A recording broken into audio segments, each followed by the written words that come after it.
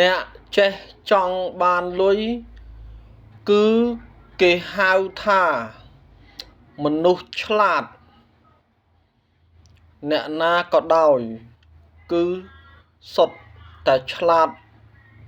ទាំងអស់ពីព្រោះចេះចង់បានលុយចេះស្គាល់លុយចេះដឹងថារបៀបការរលុយចេះដឹងថាលុយនៅប្រភពកន្លែងណាចឹងអ្នកឆ្លាតគេហៅថាអ្នកចេះដឹងអ្នកចេះដឹងគេហៅថាអ្នកមានបញ្ញាបើអត់ចេះដឹងគឺអត់ចង់បានលុយទេគ្មានអ្នកណាម្នាក់ដែលនិយាយថាខ្ញុំអត់ចង់បានលុយទេខ្ញុំស្អប់លុយខ្ញុំមិនចូលចិត្តលុយខ្ញុំធ្វើអ្វីមិនត្រូវការលុយទេគ្មានអ្នកណាគេនិយាយអញ្ចឹងទេហើយក៏គ្មានអ្នកណាគេគិតអញ្ចឹងដែរដូចជាការរកស៊ីប្រកបមុខរបរលក់ដូរធ្វើការអាជីវកម្មមុខជំនួញផ្សេងការងារធ្ងន់ស្រាលគឺសុទ្ធតែចង់បានលុយគឺសុទ្ធតែត្រូវការលុយគឺសុទ្ធតែស្រឡាញ់លុយគឺសុទ្ធតែចូលចិត្តលុយមិនចូលចិត្តលុយយ៉ាងម៉េចបើលុយអាចយកទៅប្រើការនៅក្នុងជីវិតបានលុយប្រៀបដូចជាវត្ថុទិព្វអញ្ចឹងបាទលុយមិនត្រូវការហ្មងលុយអាចជប់របស់អ្វីបានមូលហេតុអ្វីបានថាជប់បើយើងយកលុយទៅទិញគេមិនអោយរបស់នោះមកយើងចង់ទិញរបស់អីយើងយកលុយទៅទិញទៅវាមិនបានរបស់ហ្នឹងបាទអាហ្នឹងឯងគេហៅថាវត្ថុទិព្វបើអត់លុយគេមិនអោយរបស់មកចង់ត្រូវការអីទាល់តែមានលុយចឹងអ្នកណាដែលអត់ចង់បានលុយគឺគ្មានទេតែបើមានសូមប្រាប់ខ្ញុំផងបាទខ្ញុំចង់ស្គាល់ចង់ដឹងចង់ឮតែតាមខ្ញុំឃើញភាគច្រើនគឺចង់បានលុយទាំងអស់បាទគ្រាន់តែការចង់បានលុយនឹងវាមានពីរយ៉ាងមានពីរបែបទី1ខុសច្បាប់ទី2ត្រូវច្បាប់គ្រាន់តែមានការបែងចែកតែប៉ុណ្ណឹងទេដូចលក់សាច់មាន់មិនចង់បានលុយបាទគឺចង់បានលុយលក់សាច់ជ្រូកគឺចង់បានលុយលក់បន្លែគឺចង់បានលុយលក់ត្រីគឺចង់បានលុយលក់ខោអាវគឺចង់បានលុយ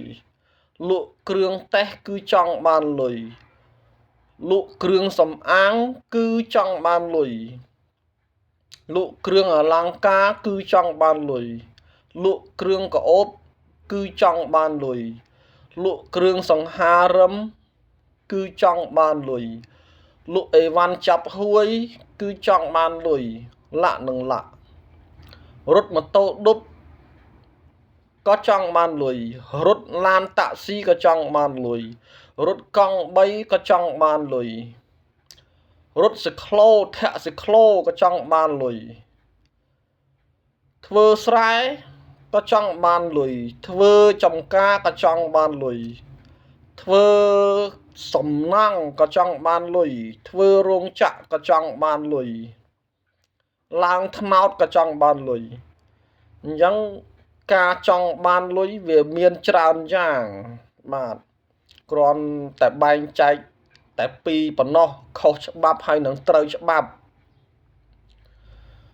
ចឹងទោះចេះដឹងក៏ដោយមិនចេះដឹងក៏ដោយបើអត់ចង់បានលុយគឺគេហៅថាមនុស្សល្ងងអត់ចេះដឹងទេបាទបើអត់ចង់បានលុយអញ្ចឹងអ្នកដែលចង់បានលុយគឺមានឈ្មោះហៅថាជាអ្នកចេះដឹងមានបុគ្គលអកតេនិយាយថាចេះប៉ុណ្ណឹងហើយ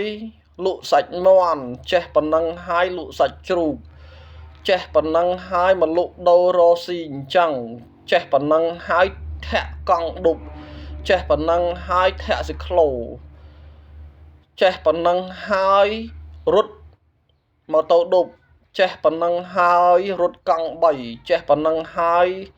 រត់ឡានតាក់ស៊ីចេះប៉ុណ្ណឹងហើយឡើងថ្នោតលាក់នឹងលាក់អញ្ចឹងទៅចេះប៉ុណ្ណឹងហើយធ្វើកម្មករគេចេះប៉ុណ្ណឹងហើយមិនទៅធ្វើការងារធំបាទអញ្ចឹងខ្ញុំសូមបំបែកវែកញែក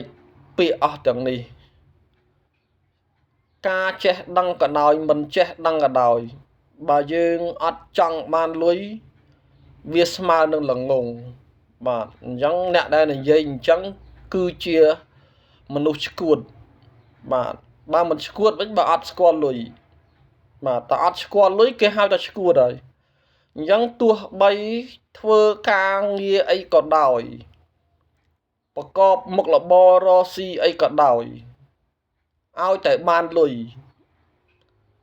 ការបានលុយនេះគឺការចង់បានលុយការចង់បានលុយគេហៅថាអ្នកចេះដឹងបាទអញ្ចឹងអ្នកណាក៏ដោយឲ្យតែគិតតែពីរឿងលុយចូលក្នុងហៅប៉ៅហើយគឺគេហៅថាអ្នកចេះដឹងហើយអ្នកណាក៏ដោយឲ្យតែគិតអំពីរឿងលុយចូលរាល់ថ្ងៃអានឹងហើយគេហៅថាអ្នកចេះដឹងបាទបើមិនចេះដឹងទេអញ្ចឹងត្រូវនិយាយថាខ្ញុំអត់ចង់បានលុយទេខ្ញុំស្អប់លុយណាស់បាទខ្ញុំមិនចូលចិត្តលុយទេ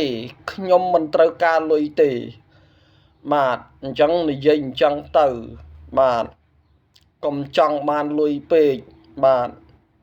តែបើសិនណាចង់បានលុយគឺមានឈ្មោះហៅថាអ្នកចេះដឹងហើយបាទត្រូវចងចាំបាទត្រូវតែចងចាំក្នុងមួយជីវិតរឿងមួយទៀតការអរគុណសន្តិភាព